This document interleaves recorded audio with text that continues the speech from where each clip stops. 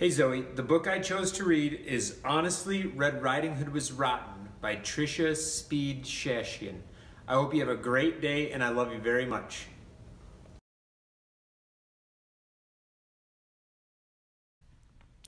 Chomp, chomp. Oh, I'm sorry. I was just finishing my lunch. My name's Wolf.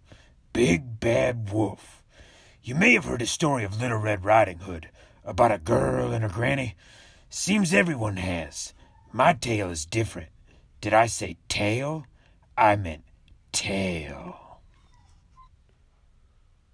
Once upon a time, I ran out of food. Completely. The cupboards were bare, the freezer too. And I'd eaten every last vegetable and fruit in the garden. Every one. Other wolves might have lunched on little forest critters. Chipmunks, bunnies, squirrels. But I'm a vegetarian.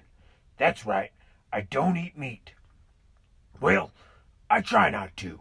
I love apples, Honeycrisp, Pink Lady, Golden Delicious. Any kind, really. But sadly, it was a long time until apple harvest. I hadn't eaten in weeks. My stomach growled and howled. It moaned and groaned. It even roared. Then my nose took over. Sniff, sniff. I took a whiff. What was it? A girl.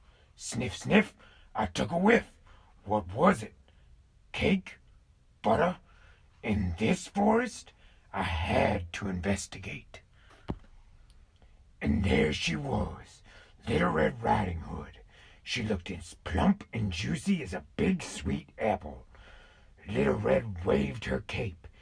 "Isn't it pretty?" she said. "Yeah," I said. "Aren't I pretty?" she said. "With this cape," she said, "I'm even prettier than usual."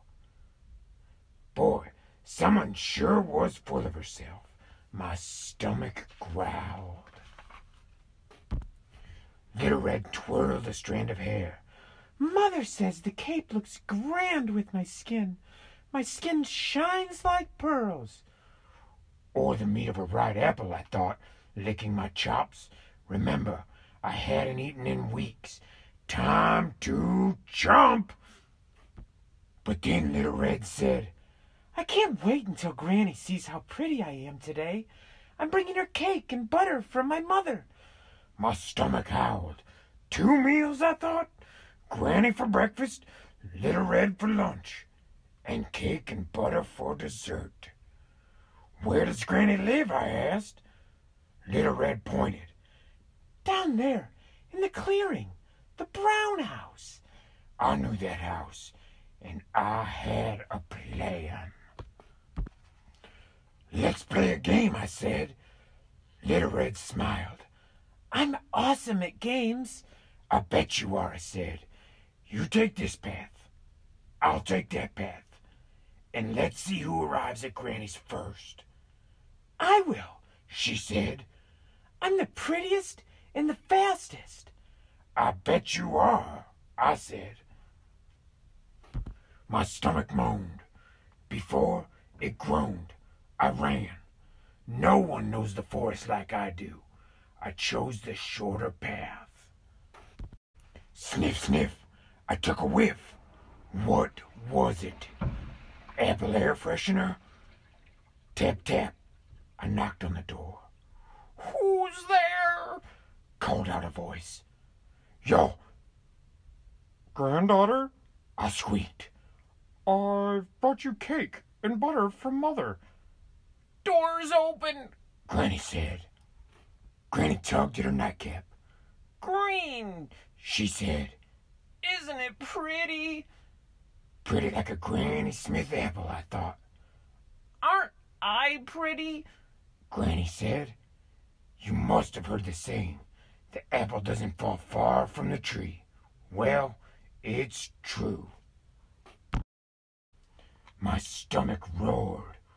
"What's that noise?" Granny asked. Chomp, chomp. I had to eat her.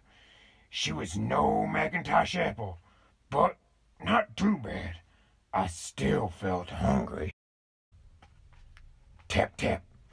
Little Red knocked on the door. Oh, who's there? I called out, crawling into Granny's bed. Your granddaughter, Little Red said. I brought you cake and butter from Mother. Door's open. I said. Little Red walked in, caught a glimpse of herself in the mirror. Isn't my cake pretty, Granny? She said. Aren't I pretty? I clenched my teeth. Granny, Little Red said, what deep, dark eyes I have. I said, the color of apple seeds. Granny, she said, what perfect ears I have. I said, shaped like sharply cut apple slices. Granny, she said, what pretty red lips I have. I said, red delicious. Granny, she said, what lovely skin I have. Chomp, chomp. I ate her up. What can I say? Things look different when you're hungry. She was no Fiji or Crispin apple. In fact, to be honest, she was a bit rotten. But she was better than nothing. Plus, I got dessert.